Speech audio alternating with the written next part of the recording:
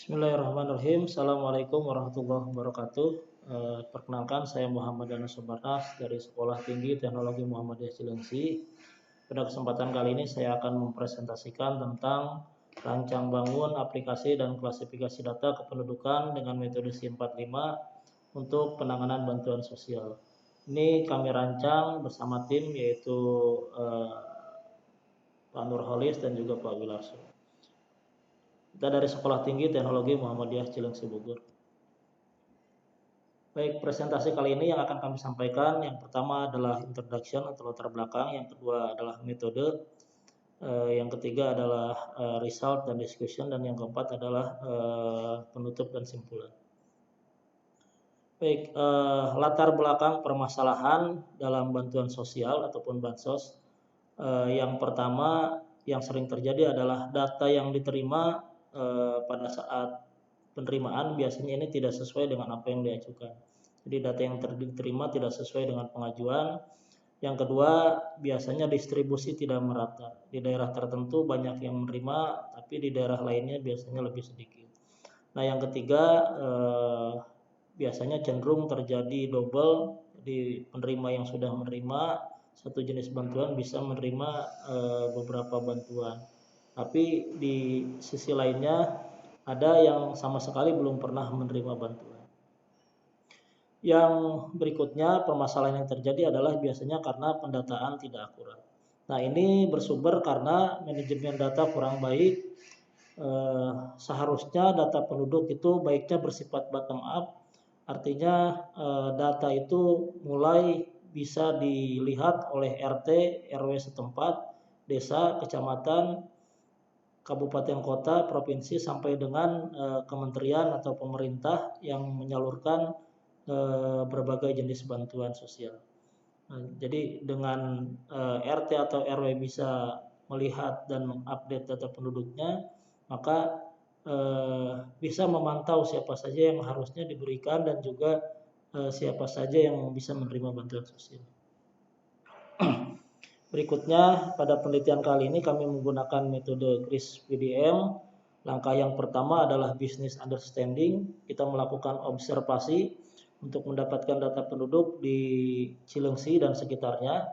Kemudian kita melakukan pengkodean untuk NIK dan nama. Dan langkah yang ketiga adalah data preparation, melakukan pembobotan dan label untuk atribut yang telah ditentukan. Pada tahap yang ketiga, yaitu kita melakukan modeling. Pada tahap ini dataset yang telah dibuat pada tahap sebelumnya digunakan sebagai masukan untuk algoritma aplikasi. Dan langkah yang kelima adalah evaluasi. Kita melakukan pengolahan data ataupun data mining, klasifikasi berupa algoritma C45 menggunakan aplikasi Rapid Miner dengan data training bersumber dari Microsoft Excel. Dan di langkah terakhir, kita melakukan deployment, membuat aplikasi berbasis web untuk data kependudukan dan klasifikasi data berdasarkan algoritma yang telah kita buat, algoritma C45. Setelah mendapatkan role-nya, dan langkah terakhir adalah kita melakukan pengujian terhadap aplikasi dan juga melakukan dokumentasi. Ya, bahasan berikutnya adalah result dan discussion. Ini adalah tahapan-tahapannya. Tahapan awal, data penduduk, kita buat kode, ada nomor induk kependudukan, ada jenis kelamin, status pernikahan, usia, jenjang sekolah, ini jenis pekerjaannya, terus ada penghasilan per bulannya, kendaraan, kepemilikan kendaraannya, jenis usaha tambahan, dan juga yang terakhir status kepemilikan rumah. Dari data yang tadi lalu kita lakukan pengkodean, contoh seperti jenis kelamin yang tadi laki-laki perempuan, kita lakukan pengkodean dengan 0 dan juga 1.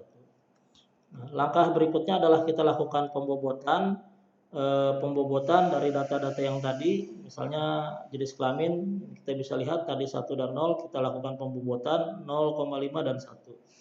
Nah, kita untuk kategori pembobotan kita bisa lihat, misal jenis kelamin itu kalau laki-laki yang tadi 1, maka skornya kita berikan 1, dan perempuan yang tadinya 0 kita berikan skor 0,5.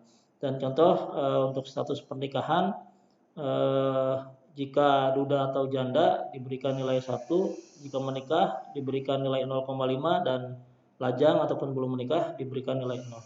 Dan untuk usia, kategori usia, jika di atas 46 tahun maka diberi bobot kategori 1. Nah, kurang dari 46 tahun, 26 sampai dengan 45 tahun artinya diberikan bobot 0,5, dan kurang dari 26 tahun maka dia diberikan bobot 0. Nah, contoh berikutnya adalah contoh untuk penghasilan. Misalnya jika penghasilannya kurang dari 2 juta sebulan, maka diberikan skor ataupun bobot 1. Jika penghasilannya kurang dari 4,5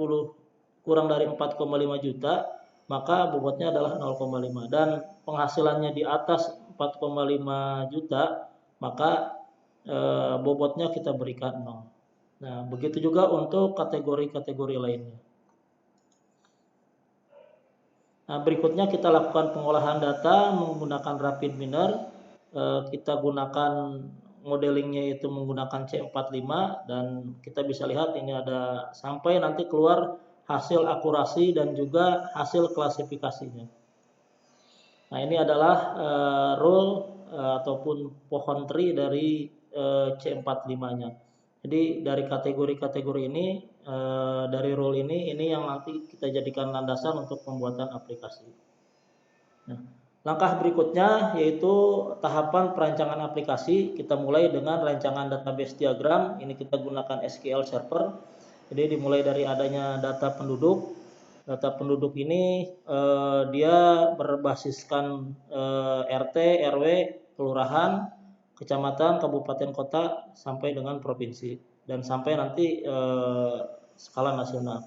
Nah, berikutnya ada ini penduduk rekomendasi. Ini untuk penduduk yang berhak mendapatkan rekomendasi. Dan berikutnya ada kategori bantuan yang pernah diterima, dan beberapa data referensi seperti agama, jenis usaha, dan juga jenis pekerjaan, sampai riwayat pendidikan terakhirnya. Baik, berikutnya ini adalah tampilan aplikasi dashboard. Kita rancang menggunakan Visual Studio 2013. Nah, ini adalah tampilan form data penduduk. Bisa dipilih berdasarkan provinsi, kabupaten, kota, sampai dengan RT. Nah, ini adalah form yang berikutnya adalah form data penduduk. Ya, ini manajemen bantuan. Ini untuk rekomendasi penerima bantuan. Ini untuk melakukan usulan. Nah, untuk detailnya kita bisa lihat contoh aplikasinya. Ini adalah aplikasi data penduduknya. Ya, jadi kita bisa pilih filter berdasarkan provinsi kah, berdasarkan kabupaten, kota, sampai dengan tingkat RT.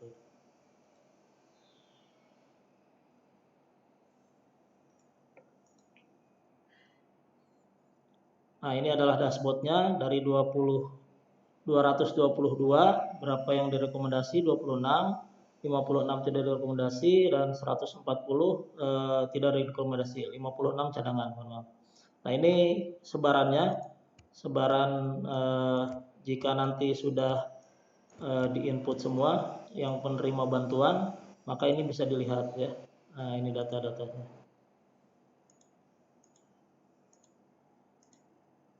Data penerima bantuan. Nah, sampai di bawah ini kita bisa lihat grafiknya. Dan kita lanjut ke data penduduk. Nah, ini kita bisa lihat data alamatnya. Ini alamat, kita dapatkan lokasinya. Nah, sampai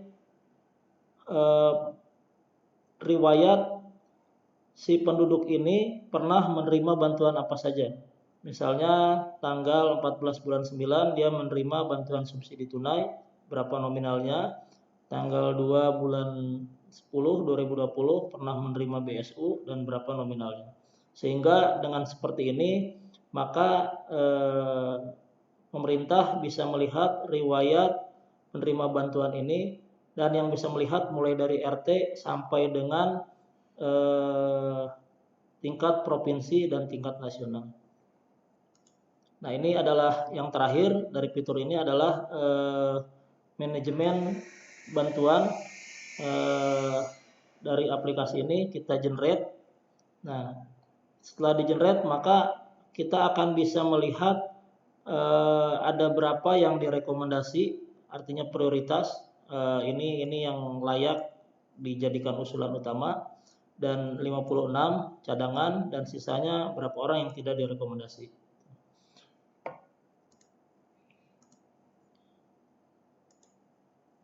Baik, kesimpulan dari apa yang telah kami buat. Yang pertama, pengujian kita lakukan dengan modeling tree menggunakan aplikasi RapidMiner dengan jumlah 222 data testing, lalu dikategorikan berdasarkan 3 kategori, 26 prioritas, 56 cadangan, dan 140 tidak rekomendasi.